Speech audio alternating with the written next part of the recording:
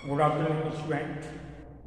आज आपका new unit start होगा अकाउंटिंग फॉर पार्टनरशिप फर्म, जिसका फर्स्ट चैप्टर फंडामेंटल्स। आपको बता दें कि ये सबसे बड़ा यूनिट और सबसे ज़्यादा मार्क्स के लिए है। यानी आपका जो एग्ज़ाम है टोटल, जो इस वर्ष 2 टर्म्स में होगा, फर्स्ट टर्म नवंबर दिसंबर और सेकंड टर्म मार्च अप्रैल। 40 मार्क्स यानी 50% में आपके 2 टर्म्स में टोटल एग्ज़ाम होगा अकॉर्डिंग CBSE। तो मैं आपको बता दूं उसमें 35 मार्क्स की पार्टनरशिप का वर्क है टोटल में। अब जैसे एक चैप्टर्स बढ़ गया तो इसका वर्क 10 मार्क्स में नॉन फॉर प्रॉफिट ऑर्गेनाइजेशंस और 30 मार्क्स में पार्टनरशिप। टोटल में ये वॉल्यूम जो आपका पार्ट फर्स्ट है, पार्ट ए वॉल्यूम फर्स्ट, ये टोटल आपके आप में 40 मार्क्स का है ये बुक, और यही 50% में आपके फर्स्ट टर्म में ये बुक्स का ही वर्क ऑब्जेक्टिव टाइप क्वेश्चंस के रूप में आएगा। लेकिन ऐसा नहीं कि हमें न्यूमेरिकल नहीं करना। न्यूमेरिकल से फ्यूचर में जब आप हायर एजुकेशन में जाएंगे तो न्यूमेरिकल का ही वर्क होगा, और प्रैक्टिस में जब भी अकाउंटेंट का वर्क करते हैं तो हमें न्यूमेरिकल वर्क ही करना होगा। लेकिन उससे रिलेटेड जो जनरल नॉलेज के ऑब्जेक्टिव टाइप क्वेश्चंस हैं वही आपके पेपर में अभी फर्स्ट टर्म में 50% का जो पेपर होगा टोटल मार्क्स का, उसमें आपका ये वर्क रखा गया है। तो मैं अकाउंटिंग फॉर पार्टनरशिप फर्म्स, जिसका फर्स्ट चैप्टर से फंडामेंटल्स को स्टार्ट करता हूँ। तो सबसे पहले आपको बता दें मीनिंग पार्टनरशिप आप अच्छे से जानते होंगे। फर्स्ट ईयर में आपने कंपनी और पार्टनरशिप बिजनेस में पढ़ी होगी। बिजनेस स्टडी में आपने पार्टनरशिप भी पढ़ा है, लेकिन थ्योरी के रूप में, और आपने कंपनी के यूनिट को भी पढ़ा थ्योरी के रूप में। लेकिन फिर से एक बार पार्टनरशिप की जो नॉलेज है या पार्टनरशिप के बारे में है, मैं आपको बता दें 2 more person are commenced business called partnership. 2 या 2 से अधिक व्यक्ति, 2 या 2 से अधिक लोग जब किसी बिजनेस क्लास वर्क को करते हैं तो वो पार्टनरशिप फर्म के नाम से जानी जाती है। यानी पार्टनरशिप में 2 और मोर 2 पर्सन्स होते हैं। ऐसा नहीं कि मोर 2 पर्सन्स में 4 हो सकते हैं, 5 हो सकते हैं, मैक्सिमम आपकी जो भी है। तो उसको बारे में मैं बता दें कि पार्टनरशिप हम आपस में मिलकर स्टार्ट करते हैं कई लोग। तो इसको स्टार्ट करने से पहले हमें राइटिंग में लानी होती है पार्टनरशिप डीड, जिसे हम एग्रीमेंट के रूप में भी जानते हैं। उस डीड को राइटिंग करने के लिए हमें सभी पार्टनर्स को आपसी कंडीशंस को सामने रखना होता है और सभी को एग्री अपने आप से, अगर वो उनके फेवर में है तो उसको एग्रीड करेंगे, नहीं तो उस पर क्वेश्चंस या कुछ भी। यानी पार्टनरशिप करने से पहले हमें कंपलसरी डीड या एग्रीमेंट आपस में अपनी अपनी कंडीशंस के लिए राइटिंग में करनी होती है। किसी एडवोकेट या किसी वकील के द्वारा राइटिंग में कर लें, अदरवाइज हम खुद से भी अगर नॉलेज रखते हैं तो खुद से भी डीड तैयार कर सकते हैं, यानी एग्रीमेंट। एग्रीमेंट में सभी पार्टनर्स की कंडीशंस होती हैं जो अपनी अपनी बातें रखते हैं। जैसे मैं बता दूं, वैसे तो एग्रीमेंट में बहुत ज़्यादा पॉइंट्स हैं, लगभग 20 हैं, तो लेकिन मैं प्रॉपर पॉइंट्स बता ही देते हैं। सबसे पहले किसी पार्टनर्स को स्टार्ट करने के लिए सभी पार्टनर्स को जो एग्रीमेंट बनाना होता है उसमें name and address of the firm, firm का नेम क्या होगा आपस में तय किया जाता है सभी की सहमति से, सभी से एग्रीड होने पर, कि हम फर्म का नाम किसी अपनी मर्जी से नहीं, किसी अपनी फैमिली के अकॉर्डिंग नहीं, यानी हमें एक ऐसा नाम अपने फर्म को रखना होता है जो सभी पार्टनर्स के लिए लाइकली हो, सभी पार्टनर्स उसको एग्रीड करें। और हम अपना बिजनेस, अपनी फर्म को कहाँ स्टार्ट करेंगे, अपने ही किसी सिटी में या सिटी के बाहर करेंगे, यानी किस स्थान पर करेंगे। इसलिए नेम एंड एड्रेस सबसे पहले फर्म का नाम और फर्म का स्थान यानी प्लेस, एड्रेस के रूप में कि हमारी फर्म अपने लोकल सिटी में ही स्टार्ट होगी या हम सिटी के बाहर स्टार्ट करेंगे। Second, name and address of the partners.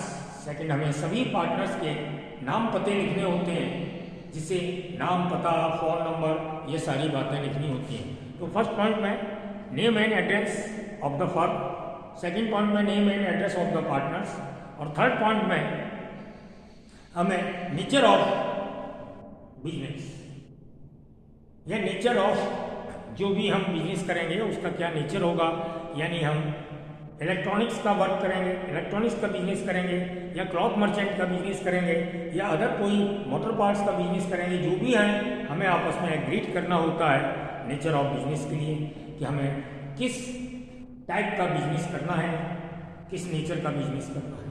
Okay, इसके बाद नेक्स्ट पॉइंट होता है कैपिटल के लिए सभी पार्टनर्स इक्वल कैपिटल इन्वेस्ट करेंगे या अपना डिफरेंट अमाउंट से कैपिटल इन्वेस्ट करेंगे, लेकिन ये कंपलसरी नहीं है पार्टनरशिप में कि सभी पार्टनर्स हम इक्वली या सभी इक्वल अमाउंट के रूप में कैपिटल को इन्वेस्ट करें। आप अपने कैपेबिलिटी के अकॉर्डिंग कैपिटल को इन्वेस्ट कर सकते हैं और ये कंपलसरी नहीं है। और सभी का एक बात और बता दें नोटिंग पॉइंट के रूप में, सभी पार्टनर्स का कंपलसरी नहीं है। हो सकता है आपके पास 3-4 पार्टनर्स हैं, एक पार्टनर्स के पास पैसा ही नहीं है यानी इन्वेस्टिंग करने के लिए, और आपको उसे पार्टनर बनाना है, तो उसको भी पार्टनर बना सकते हैं, क्योंकि हो सकता है उसके पास नॉलेज हो, वो एक्सपर्ट हो बिजनेस के बारे में, सब कुछ वो एक्सपीरियंस रखता है, तो इसलिए उसको हम विदाउट इन्वेस्टिंग मनी के भी वर्किंग पार्टनर्स के रूप में पार्टनर्स बना सकते हैं। ओके, तो ये रहा कैपिटल सभी इक्वली भी लगा देते हैं, सभी ने अपना आपस में एग्रीड कर लिया कि सभी भाई 50-50 हज़ार रुपये या 1-1 लाख रुपए लगाएंगे, और ज़रूरी नहीं है कंपलसरी सभी इक्वल लगाएं, यानी कोई कम ज़्यादा भी लगा सकता है। नेक्स्ट पॉइंट आता है profit sharing ratio. Capital invest हो जाने के बाद, आपका बिजनेस स्टार्ट हो जाने के बाद, जब एंड ऑफ द ईयर आपका प्रॉफिट होता है, प्रॉफिट भी हो सकता है, लॉस भी हो सकता है, माना कि प्रॉफिट होता है, तो प्रॉफिट के टाइम पर अपना शेयर के लिए, अपना प्रॉफिट के लिए सभी में कोई झगड़ा फसाद ना हो जाए, आपस में पार्टनरशिप समाप्त ना हो जाए, इसके लिए हम उनका शेयरिंग प्रॉफिट रेशियो को डीड के टाइम पे ही, एग्रीमेंट के टाइम पर ही निश्चित कर लेते हैं कि हम लोगों का यानी पार्टनर्स का रेशियो प्रॉफिट का क्या रहेगा। तो आपस में ये भी तय कर लिया जाता है, नहीं तो कोई पार्टनर्स कहेगा मैंने ज़्यादा पैसा इन्वेस्ट किया है, मैं ज़्यादा प्रॉफिट लेंगे, कोई कहेगा मैंने और वो ज़्यादा वाला कहेगा कम वाले से कि आपका इन्वेस्टिंग मनी कम है, आपको कम ले लो, तो आपस में झगड़ा फसाद हो सकता है। कोई कहेगा भाई मेरा कम है, ज़्यादा है, मैं तो बराबर कर लूँगा, है ना। तो इस तरीके से हमें प्रॉफिट शेयरिंग रेशियो बिजनेस के स्टार्ट करने से पहले ही निश्चित कर लेना चाहिए कि किस पार्टनर्स का प्रॉफिट किस रेशियो के अकॉर्डिंग रहेगा। ओके, ये सब बातें हो जाने के बाद फिर हम provision for interest on capital and drawing के लिए भी एग्रीड होते हैं कि पार्टनर्स की कैपिटल पर क्या फर्म पार्टनर्स को इंटरेस्ट प्रोवाइड कराएगी।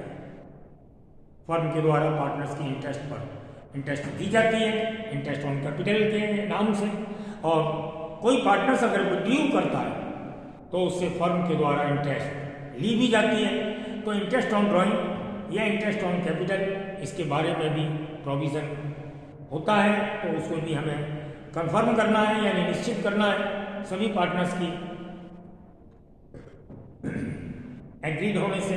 सभी आपस में एग्रीड किया जाता है कि हमें क्या करना है इस तरीके से।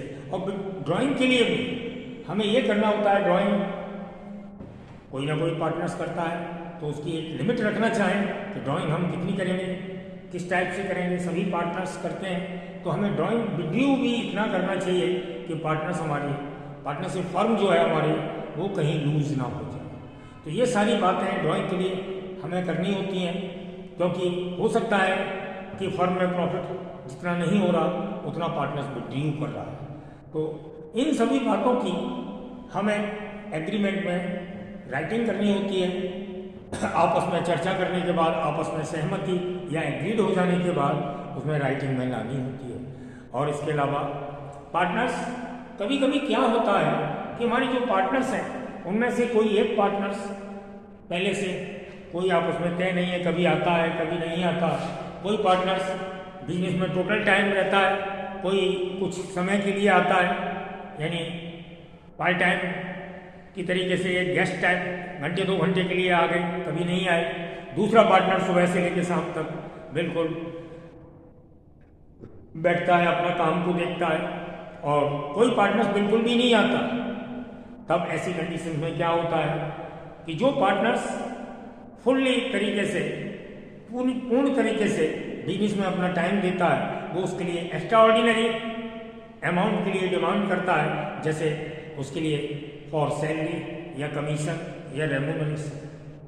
तो अगर इस डिमांड को हम पार्टनरशिप स्टार्ट करने के बाद करेंगे तो झगड़ा फसाद होगा। हो सकता है कोई अदर पार्टनर्स राजी ना हो, तो इसको भी हमें पहले से करना होगा कि सभी पार्टनर्स बिजनेस में अपनी टाइम पीरियड कितना देंगे या नहीं देंगे। तो ये भी हमें, क्योंकि फिर एक पार्टनर्स जो है ज़रूरत से ज़्यादा टाइम देता है, दूसरा पार्टनर्स घंटे 2 घंटे ही देता है, तीसरा बिल्कुल भी नहीं आता। तो जो ज़्यादा टाइम देगा, बिजनेस में ज़्यादा लेबर वर्क करेगा, वो अपने उसके लिए एक्स्ट्रा अमाउंट सैलरी के लिए या कमीशन के लिए डिमांड कर सकता है। अगर बाद में करेंगे तो हो सकता है वो पार्टनर्स, अदर पार्टनर्स राजी हों या ना हो, लेकिन पहले से करेंगे तो उसका भी हमें राइटिंग कर लेना चाहिए। इस तरह पार्टनरशिप डीड या राइटिंग सभी बातों के लिए, छोटी बातें बड़ी बातें जिस भी टाइप की हैं, जो भी कंडीशंस हैं अदर पार्टनर्स की, अपनी अपनी सभी कंडीशंस को सामने रखते हैं और सभी पार्टनर्स उसे एग्रीड होने पर राइटिंग करते हैं और इस तरीके से हमारा एग्रीमेंट तैयार हो जाता है। और पार्टनरशिप डीड में काफ़ी बातें हैं जो इसमें हैं, लेकिन हमने आपको जो बातें इम्पोर्टेंट थी वो मैंने आपको बताई, जो ज़रूरी है पार्टनरशिप को शुरुआत करने से।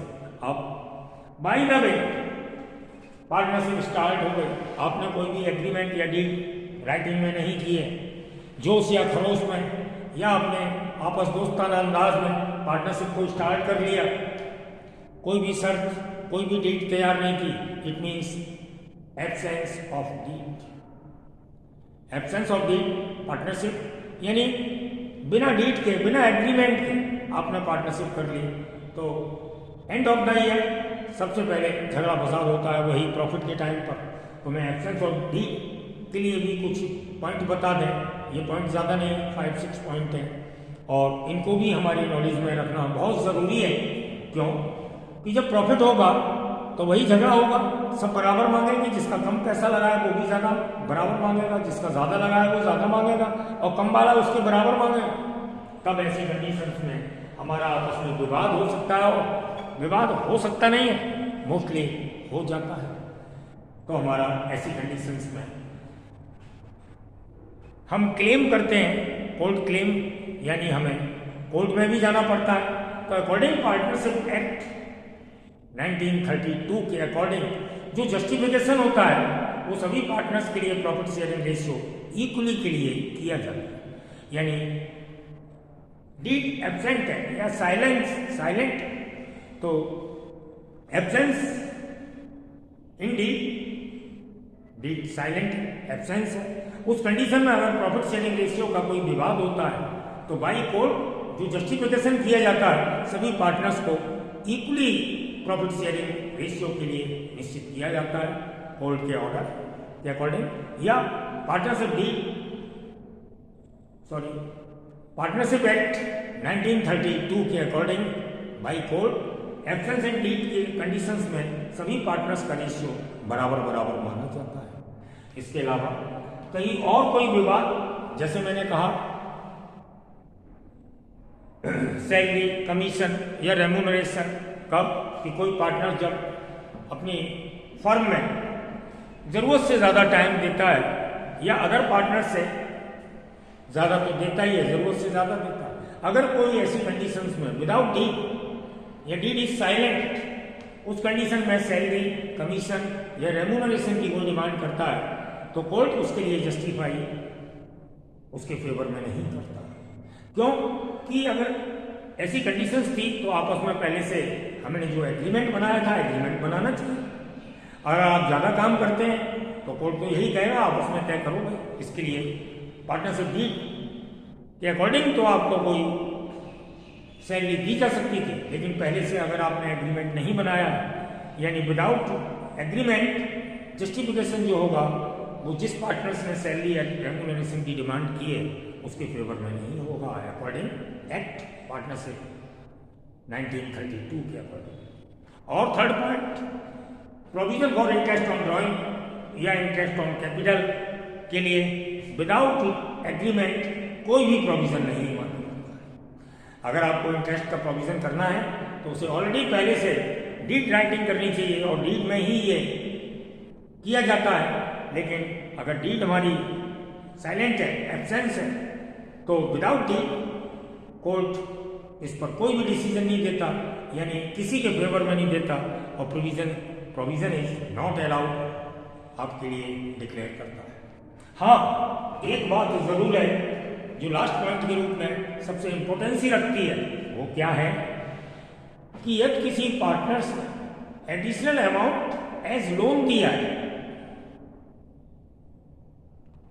समझ रहे हैं, यदि किसी पार्टनर्स फर्म की प्रॉब्लम है पैसे की, फर्म को जरूरत है पैसे की और किसी पार्टनर्स ने अपनी को एग्रीड कर लिया है कि फर्म की जरूरत मेरे द्वारा पूरी कर दी जाएगी पैसे की, और वो एडिशनल अमाउंट एज लोन देता है और उस पर इंटरेस्ट की कोई बात नहीं हुई है या इंटरेस्ट का कोई प्रोविजन पहले से एग्रीमेंट है ही नहीं, कोई भी प्रोविजन नहीं है, तो विदाउट प्रोविजन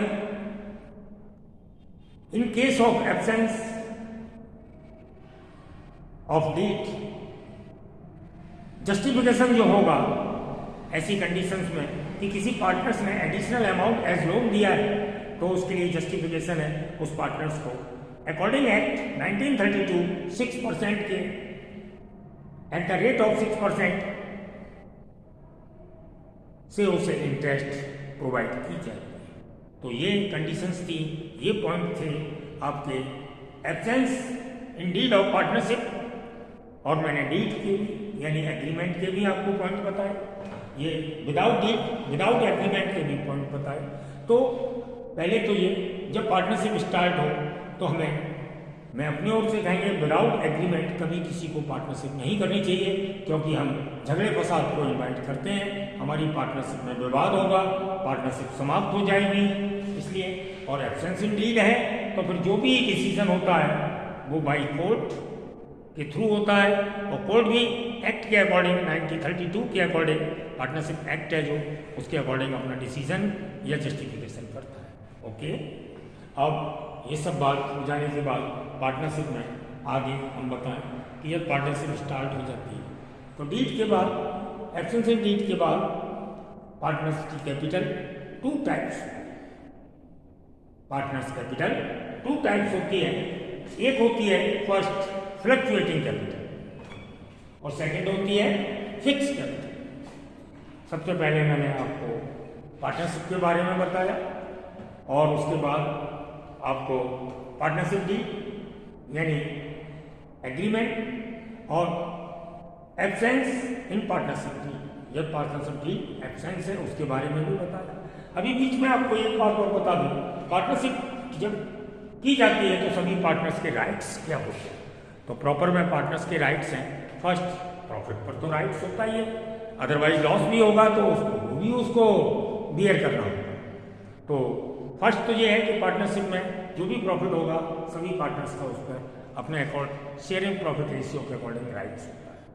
मैं प्रॉपर पॉइंट बताएंगे। सेकंड ये सभी पार्टनर्स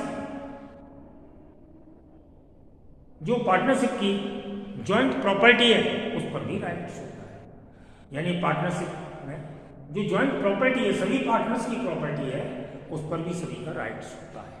इस तरीके से पार्टनरशिप के राइट मैंने आपको बताए। अब इसके बाद मैंने आपको बता रहा था कि पार्टनर्स की capital, partners capital two types होती है, first fluctuating capital, second fix capital. Fluctuating capital के लिए बता दें ये टाइम टू टाइम चेंज होती रहती है, यानी ये चेंजेबल कैपिटल होती है, टाइम टू टाइम चेंज हो सकती है in case when capital R fluctuating.